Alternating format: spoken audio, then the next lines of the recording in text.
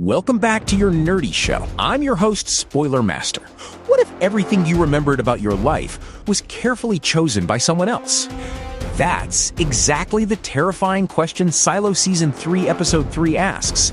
And honestly, this might be one of the most disturbing episodes of the entire series. We finally learn that the real weapon inside the silo isn't the raiders, judicial, or even the mysterious algorithm. It's memory itself. While Juliet gets closer to recovering her forgotten past, Daniel uncovers shocking evidence that Charlotte's military mission was covered up from the very beginning. At the same time, the algorithm reveals a horrifying new plan that could erase the memories of every single person living inside the silo. And just when Juliet thinks she's finally getting close to Lucas, one deadly decision turns the entire silo into a nightmare. So, let's break down everything that happened in Silo Season 3, Episode 3, explain that shocking ending, and talk about what it means for the episodes ahead.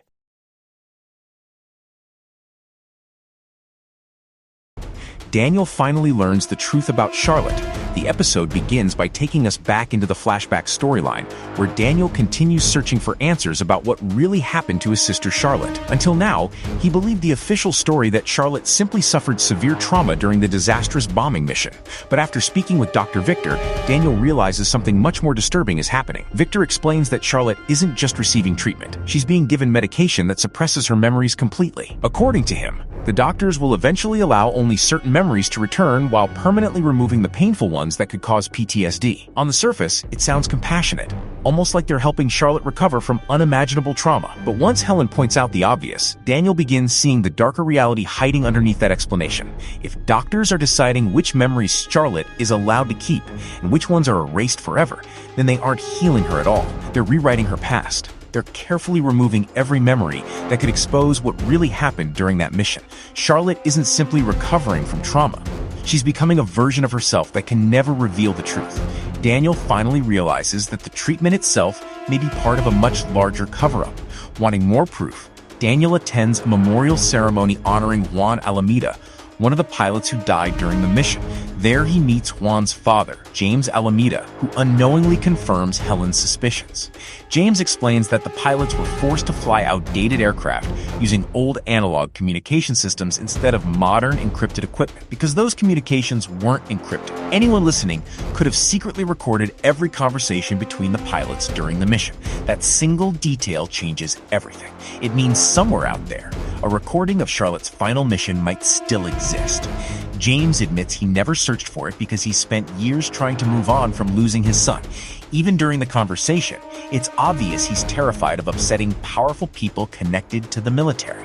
When Captain Henry arrives at the ceremony, James immediately becomes uncomfortable, almost as if he knows there are dangerous consequences for anyone asking too many questions. That fear tells us this conspiracy reaches far beyond a single failed mission. The recording that changes everything. Not long after, Henry retaliates against Helen by getting her fired from her reporting job. But instead of backing down, Helen becomes even more determined to expose the truth. Using everything she can find online, she eventually tracks down a mysterious man named Steve, who claims to possess the missing recording from the bombing mission. Steve is exactly the kind of person you'd expect to find hiding dangerous secrets. He takes Daniel and Helen into his cluttered basement, confiscates their phones, and even copies Daniel's congressional identification for leverage.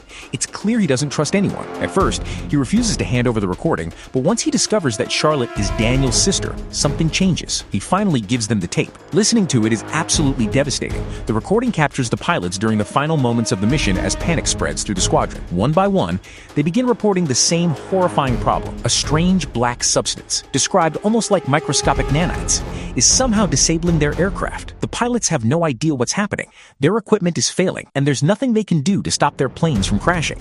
Neither Daniel nor Helen understands exactly what the black substance is, but one thing becomes obvious. The official explanation for the mission cannot possibly be true. Whatever attacked those aircraft was unlike anything the pilots had ever encountered, and someone worked very hard to make sure that information never reached the public. Daniel immediately decides they need to study the recording more carefully because there may still be clues hidden within the pilot's final conversations. Unfortunately, when he and Helen return to Steve's apartment later, they discover the place has been completely destroyed. Steve himself has disappeared without a trace. Naturally, suspicion falls on Captain Henry. He's the obvious person with both the power and the motivation to silence someone carrying evidence of a military cover-up.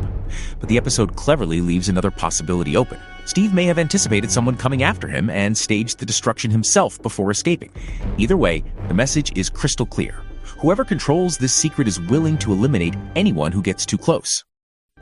Juliet begins fighting her own mind. Back inside the silo, Juliet is fighting an entirely different battle. Although she still can't fully remember her past, she's finally beginning to realize that someone has been deliberately stealing those memories from her. Earlier, Kennedy and the Outsiders had warned her that the vitamins supplied by Judicial and IT weren't ordinary medication. They were actually memory suppression drugs designed to keep people obedient. Instead of taking the pills, Juliet secretly spits them out and pretends to follow her treatment. Every skipped dose allows tiny fragments of her old personality to return. She starts asking sharper questions, trusting her instincts again, and refusing to accept the official explanations being given to her. Meanwhile, Amy quietly notices that Juliet hasn't been swallowing her medication and reports everything to Camille. Rather than confronting Juliet immediately, Camille chooses a much smarter approach. She tells Amy to continue delivering the pills exactly as before so Juliet never realizes she's under suspicion. Camille understands that if Juliet believes everyone still trusts her, she'll eventually lead them straight to Kennedy, Lucas, and the rest of the growing resistance. At the same time, Juliet begins retracing the investigation she can barely remember starting before her memories were erased. She visits Kat,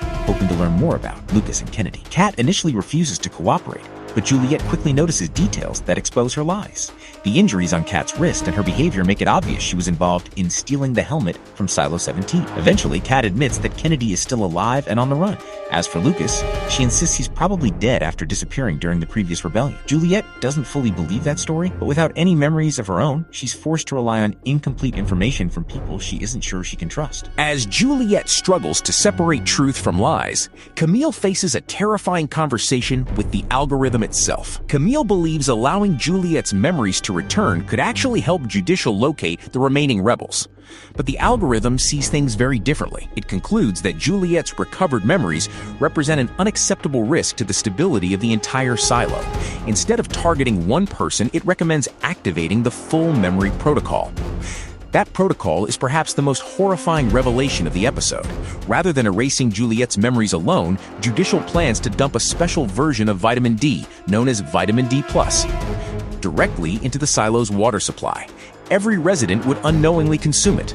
Entire lifetimes of memories would disappear, wiping away every lesson learned from previous rebellions. If nobody remembers why people fought back in the past, then future generations would never question the system again. It's a chilling philosophy. Instead of solving injustice, the algorithm simply erases people's ability to remember it ever existed. And for the first time, we realize that memory isn't just part of this story. It's the foundation upon which the entire silo has been controlled for generations. Juliet finally gets closer to Lucas. As the episode moves into its second half, Juliet becomes more determined than ever to uncover the truth. Even though large portions of her memory are still missing, her instincts are slowly returning, and those instincts tell her that Lucas is alive. She starts questioning everyone who might know something, including Robert, the last person believed to have seen Lucas before the rebellion. Their conversation is incredibly tense. Robert is still haunted by everything Juliet did before losing her memories, especially the time she held his family hostage. While Juliet sincerely apologizes, it's clear that her apology doesn't erase the trauma Robert and his son Anthony experienced. Anthony still remembers every terrifying moment, even if Juliet doesn't. That's one of the episode's biggest ironies. The person searching for the truth is the one who remembers the least. Juliet asks Robert where Lucas went and whether Bernard ever told him anything about the mysterious work Lucas had been doing. Robert insists he doesn't know. Whether he's telling the truth or protecting someone is left intentionally unclear, but Juliet walks away frustrated because every lead seems to end in another dead end. Meanwhile, Robert becomes increasingly worried that Juliet's investigation could once again put his family in danger. He even brings Anthony to work so he can keep an eye on him. When Camille hears about Juliet approaching Robert, she immediately understands something important. Juliet isn't randomly wandering around the silo anymore. She's following a trail that could eventually expose everything. During another conversation between Robert and Camille, the episode quietly explores one of its strongest emotional themes. Robert fears that Anthony might eventually forget him because of the memory drug spreading through the silo. Camille responds with something surprisingly heartbreaking. She argues that forgetting might actually save Anthony one day because emotional attachments are what keep people fighting against the system. It's a disturbing way of thinking, but it perfectly shows how completely Camille has accepted the algorithm's philosophy. To her, memories aren't precious, they're dangerous. The mines become a death trap. Juliet's investigation eventually points her toward the abandoned mines beneath the silo. She believes Lucas was searching near the old digger void before disappearing. So, if he's alive, the mines may be her best chance of finding him. Knox introduces her to Mark, one of the workers familiar with the underground tunnels. At first, Mark isn't interested in helping. Years of surviving inside the silo have taught him that curiosity usually gets people killed. But even this brief conversation gives Camille exactly the information she needs. After reviewing Mark's record, Camille realizes he has repeatedly been accused of stealing equipment and hiding illegal machinery. She immediately assumes Lucas must be hiding somewhere inside the mines. Even worse, she concludes he may be trying to dig a passage between Silo 18 and Silo 17. Terrified by that possibility, Camille consults the algorithm once again. Instead of suggesting a rescue mission or a careful search, the algorithm immediately recommends extreme action. If the mines might become a path connecting two silos, then the mines themselves have to become inaccessible. Camille doesn't hesitate for long. She orders the rat extermination team to flood the entire mining system with poisonous gas. Chris warns her that miners are still working underground and many innocent people could die if the gas is released immediately. But Camille no longer sees individual lives. She sees probabilities. If sacrificing a few miners prevents another rebellion, then the algorithm considers that an acceptable outcome. And that's exactly what happens. Within moments, chaos spreads throughout the mines. Workers begin collapsing as the toxic gas fills the tunnels. Panic erupts everywhere as people desperately try to escape before they suffocate. The sequence perfectly demonstrates how terrifying the algorithm truly is. It never acts out of hatred or revenge. It simply calculates the outcome that gives the silo the highest chance of survival, no matter how many innocent people must die along the way. Lucas makes his dramatic return.